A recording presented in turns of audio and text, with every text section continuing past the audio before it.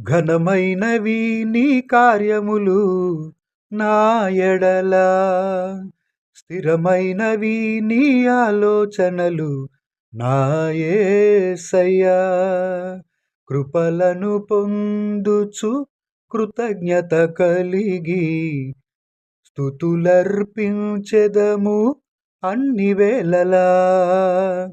అనుదినము నీ అనుగ్రహమే, ఆయుష్కాలము నీ వరమే. అనుదినము నీ అనుగ్రహమే, ఆయుష్కాలము నీ వరమే. ఘనమైనవి నీ కార్యములు నా ఎడల, స్థిరమైనవి నీ ఆలోచనలు